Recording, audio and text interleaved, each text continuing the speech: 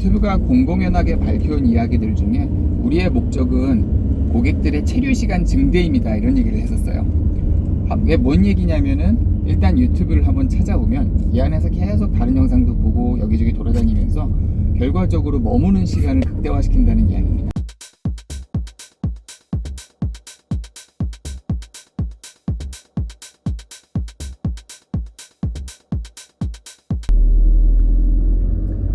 안녕하세요, 원더엑스입니다.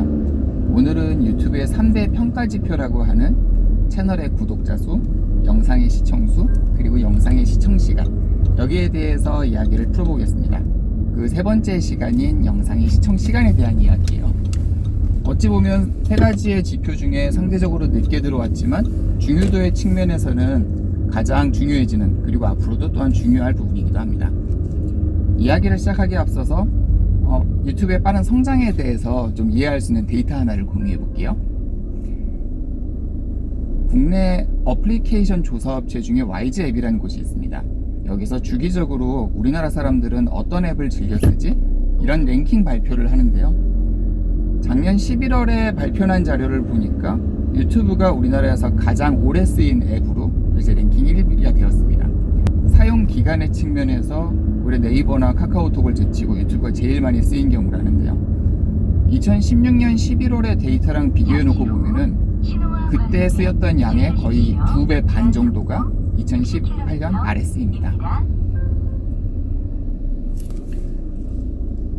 그리고 얼마 전에 발표한 자료를 보니까 2019년 4월 기준으로는 여기서 다시 내용이 추가되더라고요. 이를테면 2016년 11월의 데이터가 기억하기로 한 120억 분, 그리고 2018년 11월의 데이터는 300억 분, 그리고 2019년 4월의 데이터가 약 390억 분, 한 400억 분 쓰면 되겠죠. 앱 사용 기간의 기준으로만 놓고 본다면 유튜브는 2년 남짓한 기간 사이에 2배, 3배 이렇게 계속 꾸준히 증가하고 있습니다. 사실 웬만큼 사용량을 확보한 플랫폼이 이렇게 배 이상 성장하기는 쉽지 않은 일인데요. 뭐 사람들이 그만큼 유튜브에는 재밌는 콘텐츠도 많이 올라오니까 뭐 볼만한 게 많아서 떴나 보지, 이렇게 할 수도 있지만 유튜브는 그 이상의 더 많은 양을 늘릴 수 있는 장치들을 갖고 있다는 생각을 합니다. 예를 들어 점점 더 정교해지고 있는 머신러닝 기반의 유튜브 영상 추천 알고리즘이 그 하나가 될 테고, 또한 크리에이터들과 같이 수익을 나누기 때문에 크리에이터들이 자발적으로 영상을 만들고 사람들을 유인하게 하는 역할도 있을 거예요. 이러다 보니 이미 포화 상태라고 불리는 모바일 앱에서도 유튜브의 사용량은 계속 늘고 있습니다. 이 사용량을 짐작케 하는 지표가 하나 더 있는데요. 몇 번 언급했던 인물이기도 하지만 유튜브의 치 프로덕트 오피서인 닐 모한이라는 사람이 작년에 했던 얘기인데, 글로벌로 봤을 때는 이제 유튜브를 모바일로도 시청하는 사람들이 일평균 60분은 시청을 합니다, 이런 얘기를 했었어요. 어떤 사람은 하루에 한 30분만 볼 거기 때문에 평균만 놓고 보면은 1시간 반을 보는 사람도 있다는 얘기고, 5분을 시청하는 사람이 있다면 또한 1시간 55분을 시청하는 사람들도 있을 겁니다. 이러다 보니까 그 힘든 모바일로 계속 유튜브를 시청한다는 거는 그만큼 재미있는 컨텐츠들도 많고 한번 들어오면 영상 추천이 잘 이루어지기 때문에 여러 가지를 본다는 얘기도 될 거예요.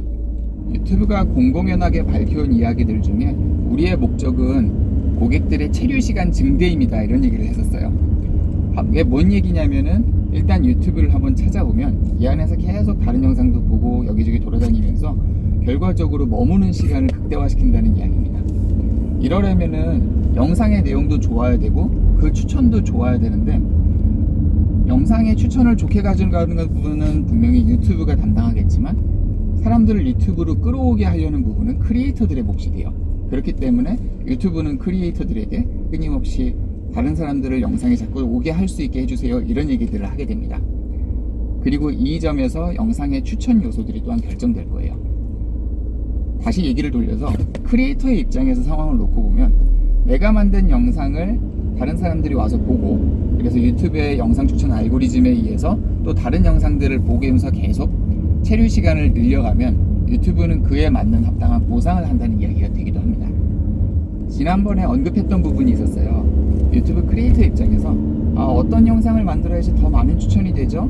당연히 영상을 잘 만들고 썸네일을 잘 만들고 적절한 내용을 넣고 하는 부분들이 중요한데, 근데 여기에 덧붙여서 내가 만든 영상으로 인해서 사람들이 더 많이 찾아오게 하면 그만큼의 추가 보상이 주어진다는 점을 생각해 볼 수 있을 겁니다.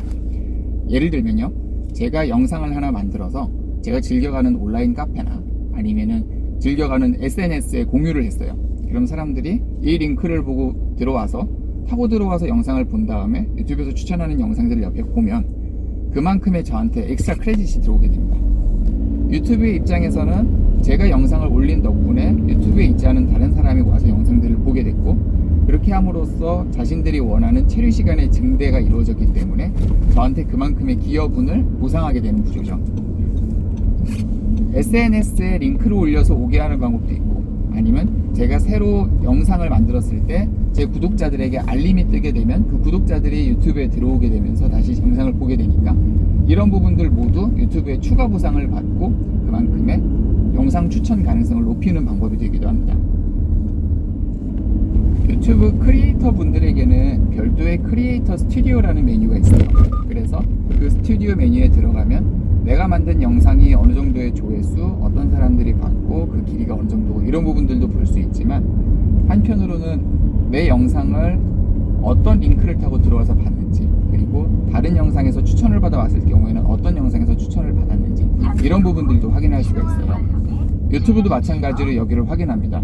그렇기 때문에 제가 만든 영상이 다른 사람들을 계속 추천으로 이어지고 제가 만든 영상으로 인해서 들어온 사람들의 체류 시간이 길어질수록 저한테는 추가적인 보상이 오게 돼요. 그러면 내 영상을 어떻게 해야지 더 많이 사람들한테 노출할 수 있지? 뭐 여러 가지 방법이 있겠지만, 이건 예전에 제가 설명드렸던 방법 중에 즐겨가는 온라인 카페나 아니면 뭐 페이스북, 트위터 이런 데 공유하는 것에 대한 생각을 해볼 수가 있어요.